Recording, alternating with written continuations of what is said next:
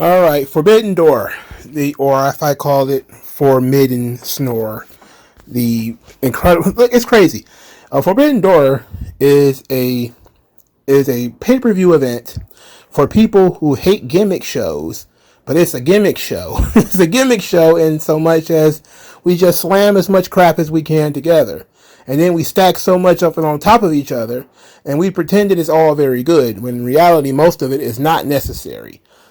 You're going to hear that a lot here. That a lot of this show was unnecessary. It was 9 matches, and this show was 4 hours. Over 4 hours, if you count the pre-show. For counting the pre-show, it was approximately 4.5 to 5 hours.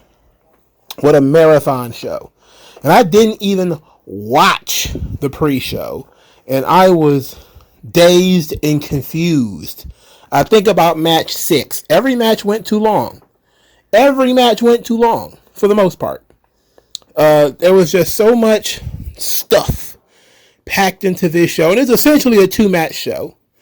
So it was essentially Will Ospreay and Kenny Omega and Okada and Danielson. That was pretty much what everybody cared about. Everything else is just an appetizer. But you can have too many appetizers. You can do too much. There is something to be said about less being more.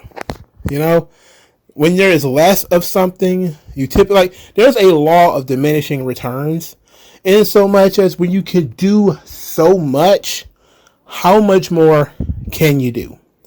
Now, so let's go through this show. I'm gonna try to be as brisk as I possibly can. I do want to be a little bit thorough, but I also just want to get through this because it's late and I gotta go to work in the morning. All right, MJF. Hiroshi Tanahashi.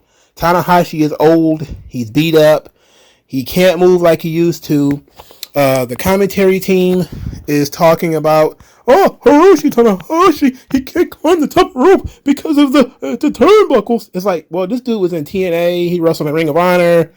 Why is the turnbuckles a problem now? They have the boxing turnbuckles. It's like, bro, who cares, really?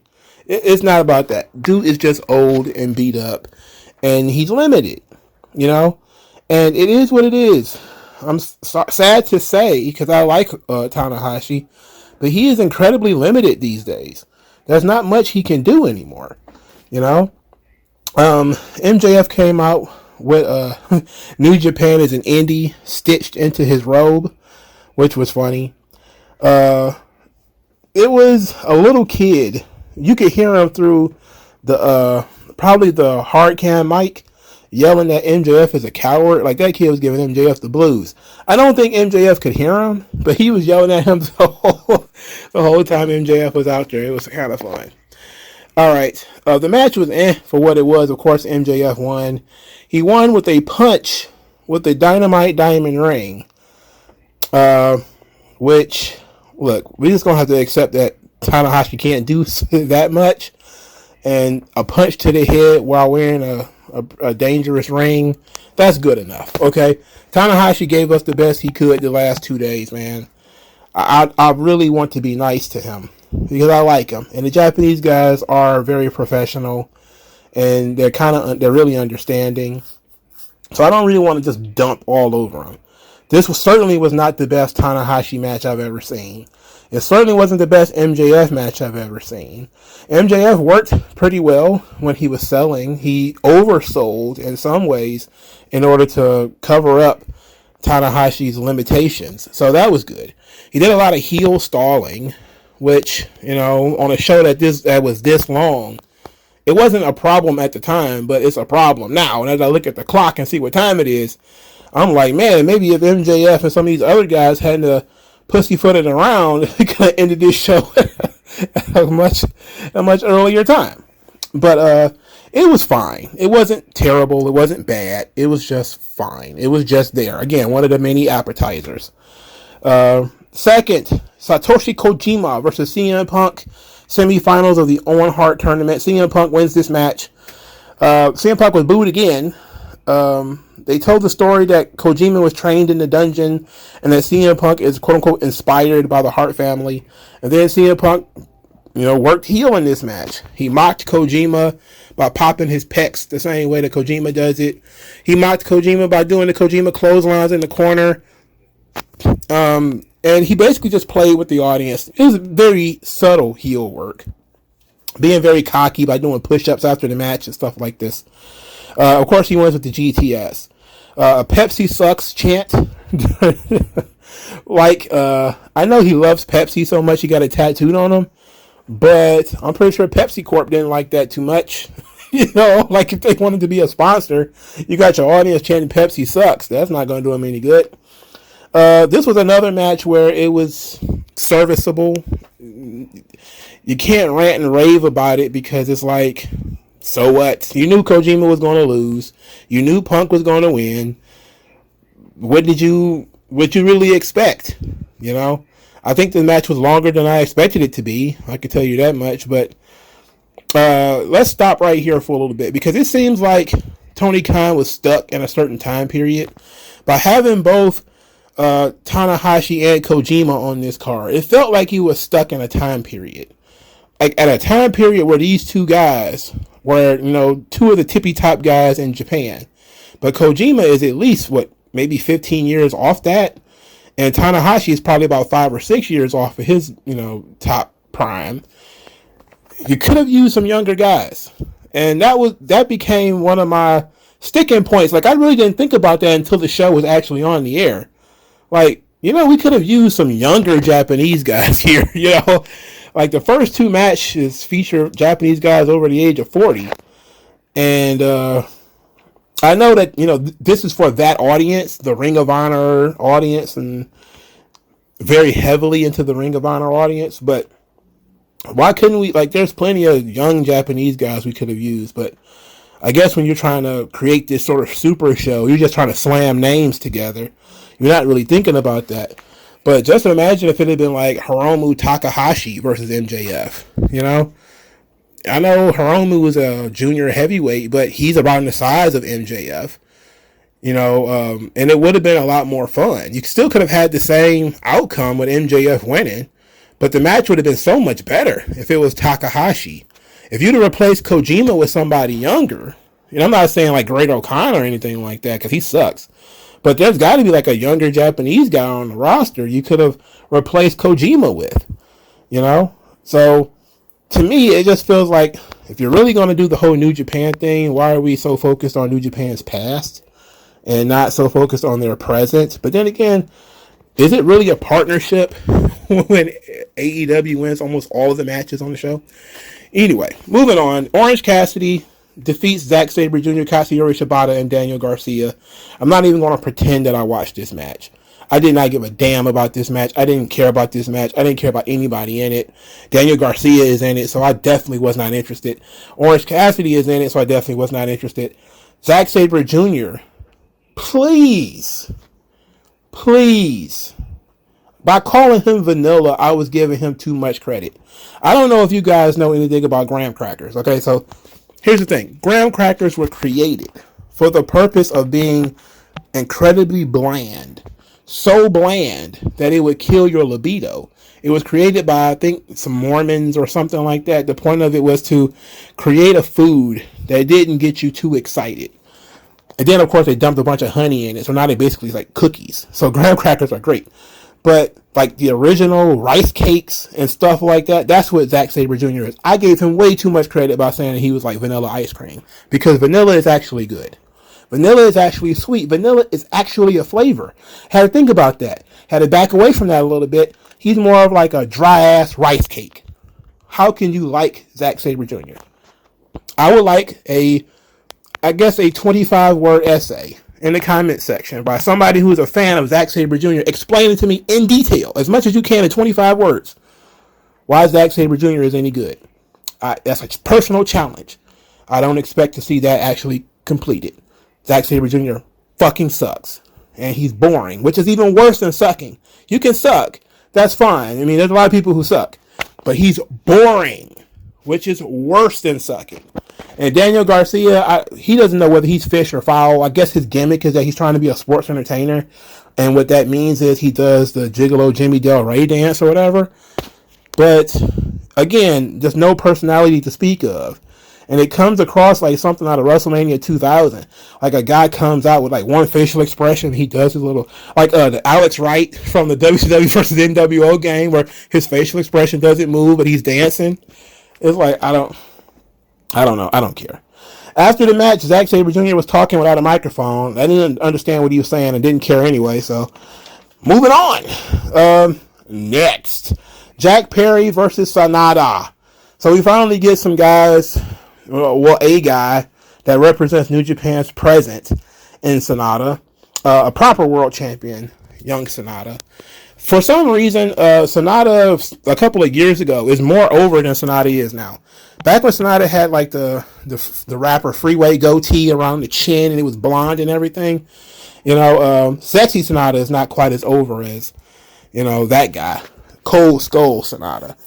But I like Sanada. I really do. I think he represents New Japan very well. But Jack Perry was not the best opponent. Now, the match was fine, though. Anticlimactic in the ways, in terms of finish, I felt, which is another recurring theme on this show, is the finish was very anticlimactic. He wins with a moonsault. All right, I guess. Jack Perry didn't embarrass himself, so it was just fine. This would have been a match that could have been fine on Dynamite or Collision or something like that. It didn't necessarily need to be a pay-per-view match. Of course, the big thing comes afterwards. Jack Perry is disappointed in his loss, so is Hook. Hook tries to cheer him up, welcome, raise his hand, everything. Everybody show him some love. And then Jack Perry clotheslines Hook, turning heel. A lot of people called this. A lot of people thought this was going to happen. I really don't care because I don't know if Jack Perry has the charisma to pull off being a heel. But Taz being kind of hot at the commentary table saying he's trying to be professional. But he knows that Jack Perry is a dead man. And so then he didn't continue the attack. It was like one strike and Hook stayed down forever. Despite sometimes the fact that Hook is, unkillable. He's basically like Luke Cage, where you can shoot him out of a cannon, run him over with a truck, and he'll still get up. Somehow a clothesline from Jungle Boy put him down for, like a tranquilizer. Jungle Boy picks up the FTW title and throws it at Hook. And I see the vision. I see the plan here. Now, the FTW Championship, for those of you who are too young to realize it, was a championship that was created by Taz because he could not get a match with Shane Douglas, who was the ECW World Champion. So basically, he created his own title called Fuck the World title, where I'm going to make my own championship because the champion is scared to fight me.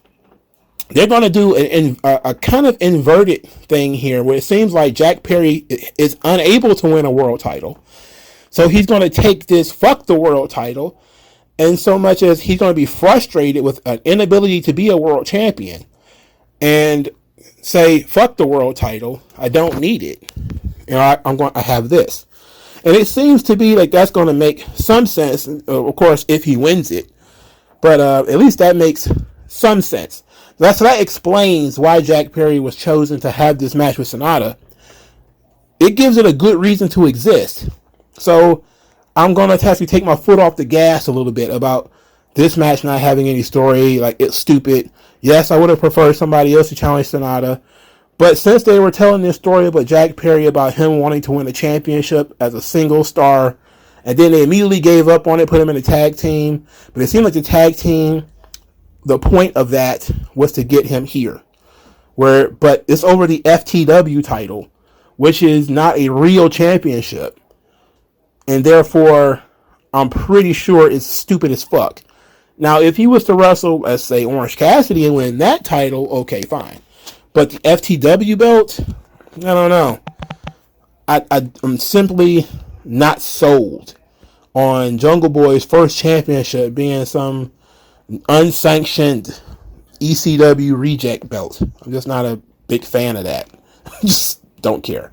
Match 5. The Blackpool Combat Club, Konosuke Takeshita and Shooter Umino versus the Elite, Eddie Kingston and Tomohiro Ishii. Tomohiro Ishii pins Wheeler Yuta with the Brain Buster to end this match, but it felt like it went on forever. It's one of those matches that felt like it just went on and on and on. Not one of the longest matches on the show, not by far, but it still felt like it was longer than it should have been. This is one of those dynamite matches that was jammed onto this show. Toronto was singing the Elite's theme, which is easy because everybody should know songs that they play on the radio. So, like, when people are like, oh, people love this song, it's like, yeah, they played it on the radio. They probably played it on the radio 50 years ago, but people know the song. For Christ's sake, you could Google it and YouTube it if you want to. The story of this match was the bipolar Eddie Kingston. Well, you know, I'm going to fight my buddy, John Mox. I'm going to fight him. You know, I don't really want to fight him, but I'm going to fight him. I don't really want to hit him, but I'm going to hit him. I don't really want to hit him, but I'm going to hit him. And then I'm going to chop him. I'm going to chop him a little bit more. But then you can't hit him. I don't want you hitting him. I'll hit him, but you can't hit him. And it's like, okay, what is we doing here? Him and Moxley, the crowd erupted when they got into the ring against each other. I was actually interested. I was like, okay, they told this story that him and Moxley, they have this relationship. They're not quite enemies, but they're also on the edge of being friends. They're friendly, but they're not like drinking buddies anymore. And Eddie Kingston isn't quite sure what to do with that. So there's a part of this match where they're exchanging forearms and punches because they're tough guys and this is what they do. And then the Young Bucks later in the match are throwing around super kicks. They're super kicking everybody. They're about to super kick John Moxley. And Eddie Kingston actually pushes Moxley out of the way and takes the super kick. And I was like, okay, where are we going with this? You know, like what are we going with this? If that would have cost them the match, I think it would have made more sense if that was the finish. If Eddie Kingston was, you know, pushed Moxley out of the way, got super kicked, and then somebody hit him with a finisher and pinned him, then I think I would have had a greater appreciation for that sacrifice, quote unquote. But considering not only did he not lose, he won the match. You know, he didn't get the pin, but he won the match. So it didn't really matter, you know. Now, they were debating this after the fact, you know, about Eddie Kingston and, you know, what he did in the ring and all this kind of stuff. But they won, you know. It would have been different if they lost. You know what I'm saying? Like, if you're going to tell the story about one guy being in the match and he's unsure of himself and he's friends with somebody else on the other side and this kind of thing, he's going to sacrifice himself. That should cost him the match. That should cost the team the match and create schism between that team. If they won anyway, then you're just a dumbass who took a super kick for no reason. That was on you, bro. You wanted to get that super kick. So, what do you want me to do about it? You know, at least we won. Go to the pay window. You know, I love me some John Moxley. I hate him. I hate his guts, but I love him. I love the guy. Well, okay, sure, whatever. Willow Nightingale versus Toni Storm, the only women's match on the show, and it still felt like there was 4 women's matches on the show. Toni Storm wins with Storm Zero after an eye poke. She pulled the referee in front of her to stop Willow, and then she poked her in the eye, gave her that short power driver, and that was it. Willow took like 80% of the match, which is typical indie stuff where if you're losing, you have the bulk of the offense, which is typical indie booking. So Willow was basically dominating and bumping Toni all over the place and hitting big moves all over her and stuff. And Toni ends up winning. Okay, not a big deal. I will say this. A lot of people are really like amped over Toni Storm being a 2-time AEW Women's Champion. I want you to realize this. Both times Toni Storm won the title is because somebody else was injured. So it's not because she's legitimately great and everybody loves her and she's super over. It's because, well, we got to put the belt on somebody and we can't put it back on Britt. So Toni, you're up. You know, she's basically coming off the bench and being the world champion. And it's really showing because she doesn't have any momentum. Despite the fact she's on TV every week, she doesn't really seem to have any momentum. And since she's part of this group now, and Saraya is back. Hey, I think she came back on Collision. But since she's been part of this group, she hasn't stood out as much. You know, but Toni got all the physical tools. And she's not a terrible wrestler.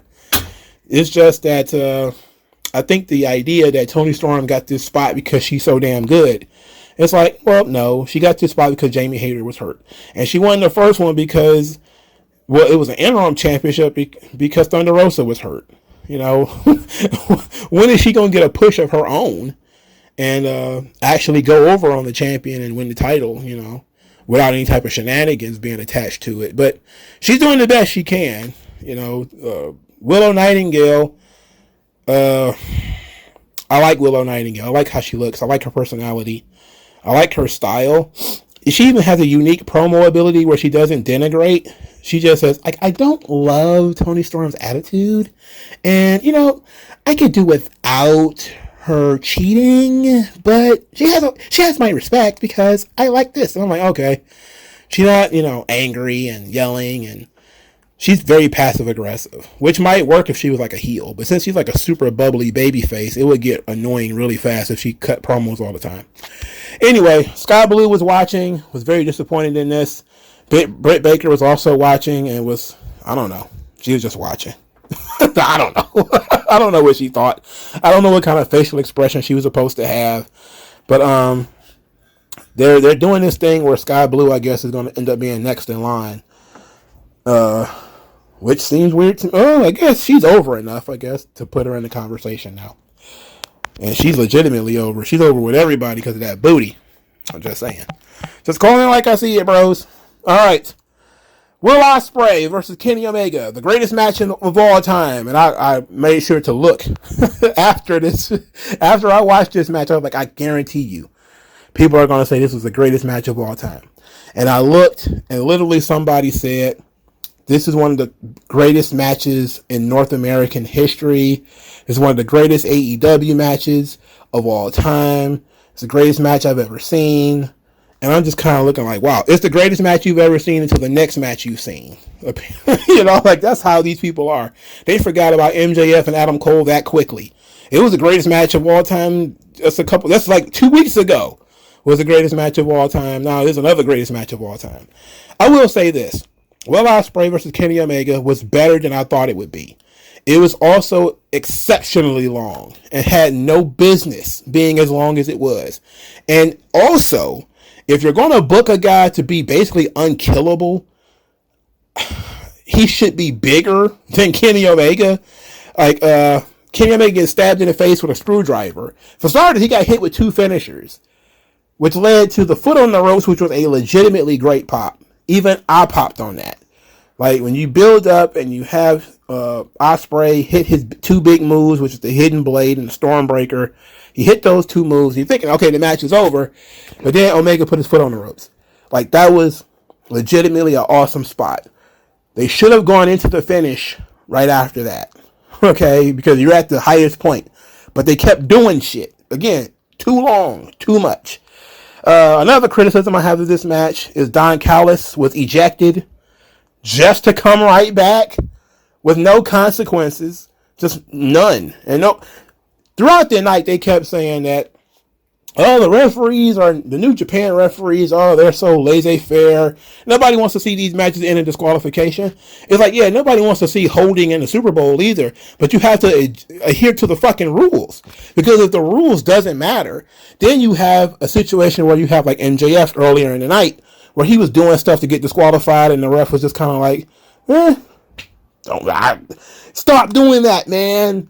He's like, disqualify me. And I'm like, it's like, okay. Why would your performers put your referees in that situation? You're shitting all over the authority of the ref. You're disrespecting the rules of the match. In order for chaos to exist, it has to be order first, right? So that means the referee is there to maintain order, which means the referee should have authority. And then you could do stuff behind the referee's back that garners heat because you're breaking the rules. But if you tell me that you're not going to enforce the rules already, then none of this stuff matters. Because you're not really breaking the rules as much as you're just doing whatever you want. And the referee's kind of like, oh, okay, I don't want to be the guy that disqualifies you in this huge match. So, you know, I care more about my reputation as a referee and about the fans' enjoyment than I do about the rules. Because you got a guy getting strangled with a flag in this match. You know, like a guy gets strangled in front of the referee with a flag. Okay, sure, whatever. Don't really care. I did like the Will Ospreay smash and Kenny Omega's hit into the announce desk. Now, the reason why I did like this is that it looked violent and it sounded violent, and blood came after it. Like, you took somebody by the head and you very violently, not in the WWE way where you could see their hands go up and come down on the table too, where Omega's head literally just looked like he was getting bashed his head right into the announce desk. And then he was bleeding afterwards. And then Will Ospreay licked the blood, which almost made me turn this off because that's an ick. All right, that gave me hives. I don't like that. I don't like people licking blood and all that kind of crap. We can save that. Do that some other time. I'm not interested in that. All right, the crowd chanted "You sick fuck" at him too, which is, so what? They're Canadians. Who cares? Before he got strangled with the flag, Will Ospreay went complete HBK with the flag by wiping his ass with it, digging in his nose. He snatched the flag from a fan, a different fan than Kenny Omega gave the flag back to. It's not like it mattered. It's probably a plant anyway, so it don't matter. Omega violently smashing Will Ospreay's head into the metal stairs, which caused blood on him, which is fine. Will Ospreay was one of the worst sharpshooters ever. It's just weird.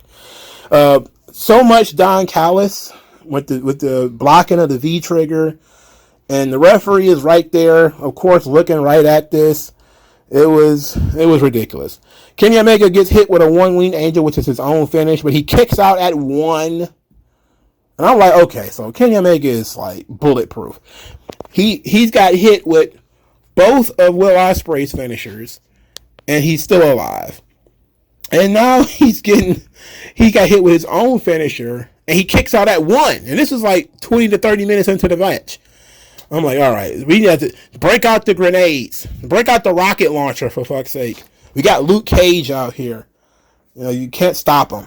Then they did this Tiger Driver 91, which consists of Will Ospreay dropping Kenny Omega on his goddamn head. And I'm saying to myself, I know this is not the finish. So why would you do that? They did it anyway. Okay. The real finish comes with Will Ospreay using his combined finishers again.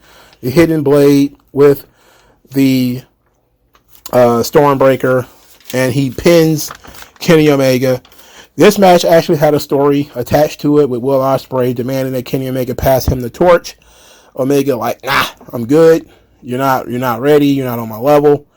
And also with the Don Callis Kenny Omega thing, because Don Callis has taken credit for all of Kenny Omega's success. So now he wants to be responsible for all of Kenny Omega's failures. The problem was this match was too long and it was wildly overbooked. I know you think it's the greatest match you've ever seen. For me, it was a typical epic match that you see on the indies where everybody hits everything. Guys they didn't do a bunch of flips in this match, which is pretty good. Like Ospreay did some flips, but he didn't do a bunch. You know, it wasn't as choreographed and shitty as the usual Will Ospreay match. So it was a lot more solid, to be quite honest. So I didn't hate it, but I don't think it was the greatest wrestling match I've ever seen. I can tell you that. 6-man tag. Jericho, Minoru Suzuki, and Sammy Guevara were defeated by Sting, Darby Allin, and Tetsuya Naito. I forgot this match was even booked. I was already prepared for Okada and Danielson, because I'm like, okay, finally this match is over. This marathon with Omega and Ospreay is over. We're finally going to get to the main event. And then Jericho's music starts to play, and I'm like, oh no, I forgot all about this. Oh God. So I was in that mode as this match was going on. I was just like, oh God, please, I don't want to see this. I don't care about this. It's got storyline attached to it, sure, but even I'm not invested. I do not care. I don't care. But I suffered through it. So Jericho wanted to be in the ring with Sting. You know, when Minoru Suzuki was in there with Sting, Jericho basically begged him to get in. They tagged in. They were expecting the crowd to stand up and be like, yeah. That's not quite what they got. Not quite. But Jericho and Suzuki ended up just jumping Sting anyway. There was some dissension with Guevara and Jericho, where Jericho demands that Sammy Guevara do a 630 through the table on Sting, and Guevara didn't want to do it, but he ended up acquiescing to Jericho anyway. But Sting was up a minute later, so it didn't matter. Sting's like gimmick is just basically he lets the young boys do whatever they want. He just gets back up. Oh, you want to jump on me? Sure. Want to powerbomb me? Drop me down? Sure. Okay, whatever. As long as I get to get back up. So he just gets right back up. And I'm like, okay. So they went through all this hand wringing about, oh, I really don't want to do that to Sting. And then they did it, and Sting was fine. He was just fine. He was okay. He finished the match. Okie dokie. Anyway, Minoru Suzuki took the pin because he doesn't care, and it doesn't make him any difference whether he wins or loses. So he took the pin. I could have done without this match. I was bored to tears at this point. I was incredibly frustrated that these matches were going so long, and that there's just so many of them. I felt like I was being harassed with all this wrestling. But I watched all of that to get to Okada versus Danielson, which was the main event. The final countdown plays, and everybody who's a big fan of Danielson and Ring of Honor starts, oozing and eyeing and singing the song and everything. And I'm like, okay, well, similar to Will Ospreay earlier in the night and Kenny Omega, where they just revert everybody back to the previous gimmick. Like, Will Ospreay is not even doing the quote-unquote aerial assassin. He's not even doing that shit anymore. That's another thing what I mean by Tony Khan has got these guys encased in amber, where he's sending them back to old gimmicks, like Kenny Omega doing the cleaner and having the old New Japan entrance and all that kind of stuff, when they have updated what they're doing. And to Will Ospreay's credit, he didn't try to wrestle the same way that he used to. He stuck with his sort of newer style and it ended up working. Especially for me. It would have been garbage for me. I'd have hated it if he'd have went back to basically pump faking kicks and, these guys doing flips and staring at each other like a Power Rangers fight scene. That would have pissed me off. But they didn't do that. So that was great. But reintroducing Danielson's ROH theme song, that seemed to get the crowd really jazzed up. Okada came out there. Very cool. The match itself was, and I'm just going to say it was not spectacular. The finish was anticlimactic because I don't feel like it really built to it. Yes, they told some of the story when it comes to Danielson working the arms and Okada working Danielson's arm. But to me, it felt like the submission came out of nowhere and the crowd didn't pop for the finish. They just kind of was like, oh, that's the finish. And that was the finish. It was like they didn't believe it and didn't buy into it because Danielson never wins with this move. Like he never wins with this move. But if you I don't know. It seemed like a weird opportunity to do something outside of the norm. Danielson winning was a surprise to me too, if we're being honest. But the match itself was fine. I thought it was a really good match. I didn't think it was great. I didn't think it lived up to its expectations. But I think that they did a good job. The tombstone spot on the ramp, that led to the quote-unquote convulsions where Danielson was shaking and the referee stops the match because, Danielson he's shaking and he's in trouble. And then he was playing possum. And I'm like, okay. I didn't need that. All right, I didn't need to have Danielson tease that he's got like a stinger or he got like a neck injury or a head injury or whatever. Mainly because it destroyed the momentum of the match and it never really got back, I don't think. Like there's the match before they did that and then there's the match afterwards. I think he hit like 2 Bisaiku knees after that, but it didn't have the same kick. It didn't have the same punch. Also, Danielson did kick out of a Rainmaker, but it was a really good match. But again, with no storyline attached to it, just pride of who's the best wrestler, you could easily become distracted or detached from it. I think as a match, it was good, but it wasn't what it could have been with the right stakes and more. It needed more. And then the finish was kind of flat for me. I didn't really like the finish. I definitely think that they could have done better. And since this was the match I really wanted to see, I was very negative on the show when it ended. You know, I know that there's a lot of people who don't really care. They're AEW through and through. And so they're like, look, I don't give a damn if they set each other on fire. I don't care if it was 2 minutes. I'm going to say it's the greatest match ever. I'm like, okay. If they had built up to Danielson winning with the label lock or him winning with the cattle mutilation or something like that, I'd have been fine. But with this other weird submission that nobody was really like into, I'm like, no. You know, it came across as being a shock and a surprise. But also the night had been so long that people just started to leave. Like, they didn't jump up and down and celebrate with Danielson because he didn't win anything. He just won this match. And, you know, now he has the pride and the rights to call himself the best wrestler in the world. And I'm just kind of like, but do people believe it? I know some people believe it. But do people really believe it? You know? I don't know. It's basically a gimmick. They fight over a gimmick. And it wasn't really even a fight over a gimmick as much as Okada came in to Russell Danielson, do the job for him, and then he's going to go back to Japan. And that's kind of it. You know? We're not going to continue this storyline any further. But I do say that this whole shit about, you know, well, I'm the best wrestler. I'm the best wrestler. Well, it's like, okay, so I guess they're going to make Danielson the world champion now? Because if they're not, then what the hell was the point of all this? The best wrestler, 9 times out of 10, is the guy who is the world champion.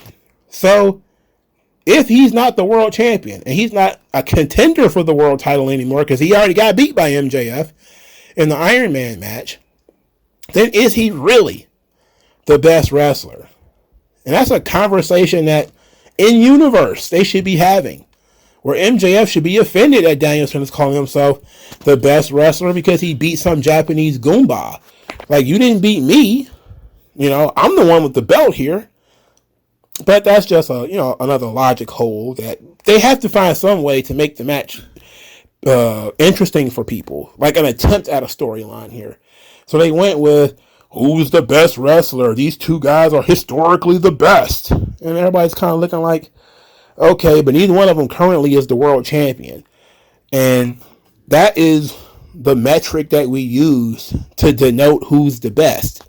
You know, they could have built this thing up like Angle and Michaels at WrestleMania 21, which to me was like one of the best matches ever, because it was about who's the better man. But it was about Kurt Angle, who was wrestling in the Olympics. And he kept hearing about, you know, how great this Shawn Michaels match was. This match he had with Bret Hart, or this match he had with this guy. And even though it's two different worlds, you got Kurt Angle feeling kind of iffy that he was overlooked. You know, his great achievement was not looked at as the same as Shawn Michaels' kind of kayfabe achievements. And he sought to rectify that at first opportunity, which is to embarrass Mr. WrestleMania at WrestleMania. That would have been a good story here, which it seemed like that's what they were going for, where Danielson's talking about, I heard people say you're the best wrestler. Well, I think I'm the best wrestler, and I'm going to challenge all the best wrestlers. It's like, well, okay, but I don't know if I bought into it. I liked the match though. If I hadn't already sat through this show, I probably would have liked it a lot more. Again, I was very sour on the finish, mainly because it seemed to come out of nowhere for me. But other than that, I watched this show for 2 matches. Ospreay and Omega, which I think went too long because they were doing too much. And this main event, which I felt was anticlimactic, and the momentum was a little too slow. So the rest of this show, you could just throw it in the garbage because I don't really care. Nothing happened that I cared about. And then Adam Cole, which praise God, I hate to say this, praise God, Adam Cole and Tom Lawler got canceled. Because I would have hated to have to sit through that match too. Oh my God, they actually had more matches planned that they canceled. That's nuts. Like, I hope Adam Cole is not, I hope he don't got cancer or anything like that. But he couldn't wrestle, and therefore his match got canceled. And at the end of this show, I was like, oh my God, thank you for getting sick, Adam Cole, because I didn't have to sit through another motherfucking match on this show. And I don't want to. I don't want to watch this stuff anymore. Like, there is entirely too much going on here. In any event, for Mid and Snore, it's a mid show. I don't know how else to put it. It felt like a gimmick pay-per-view to me. Like the gimmick Hell in a Cell shows where we just have a Hell in a Cell match because we got to have one. That's kind of how it felt like we got to have a New Japan versus AEW show. So here's random match. Jack Perry versus Sonata. Willow Nightingale, who's not Japanese, versus Toni Storm, who's also not Japanese. But Willow has a Japanese championship. Here's random Japanese guy, Kojima. Here's random Japanese guy, Ishii. And it's like, oh no. Ishii, the guy who's shaped like a Ninja Turtle. I'm supposed to get excited about that? No, I'm supposed to get excited about Minoru Suzuki? I don't give a fuck about Minoru Suzuki. There's so many other guys for you to feature, and you feature all these old, beat up, washed up dudes like Ishii, and Tanahashi is in that group, but I'm going to take him out. I'm going to move him to the side. But Kojima and Ishii and Suzuki, who cares about these fucking guys? They don't matter as soon as this show is over. You had a guy on the roster, NJ White, who mattered in Japan. Storyline writes itself that, he had to leave Japan because of, Eddie Kingston and the Bullet Club stuff. You could have done some stuff there. They chose not to. So Jay White, who was a big star for New Japan, isn't featured on the show. Makes no sense for you to do that, but they did it anyway. So I don't know, man. But I was negative on the show going in, and after watching it, it didn't really tickle my taint, so I don't really care about this show. It was okay. It was fine. I know that, two of these matches were the greatest matches of all time, but not for me. They weren't the greatest matches of all time as far as I'm concerned. They were pretty good matches on a show that had way too many matches, and they probably would be more favorably looked at for me if this show was shorter. So definitely in the context of the entire show, I didn't even care about the two matches because it took so long to get there. But if you were to just watch those two matches out of context, because you can, you don't need you don't need to watch hours and hours of Collision or Rampage to understand Ospreay and Omega. And you don't have to watch anything to understand Danielson and Okada, because there is nothing outside of what they showed you in the video package. So you can watch those two matches, you'll be fine. You don't need to watch the rest of this shit. And it feels like if you're going to build a card like that, then you probably need the old WWE 5 or 6 matches. You need to separate them by 1 or 2 matches or whatever. So you need at least 2 other matches. And then maybe you have one sort of semi-important match. But to me, the Fatal 4-Way was unnecessary. Both of the 6-man tags, or the 10-man tag and the 6-man tag, were unnecessary. If I had to have one or the other, Jericho's match would have happened on Dynamite. Jericho, Sting, all that kind of stuff, do it on Dynamite. Or Collision, or whatever you want to do. You didn't need to do it here. And I don't think we needed the international title match. We didn't need that. Kojima and Punk could have done that on Collision. You want to get Punk on this show, give him a better opponent, as far as I'm concerned. Even if it was a New Japan opponent, you could have given somebody better than Kojima. It just was no thought put into this show. It was just people slamming toys together. But what say you? Because you have your own opinions. Like, share, subscribe. I'll talk to you guys later. Peace out.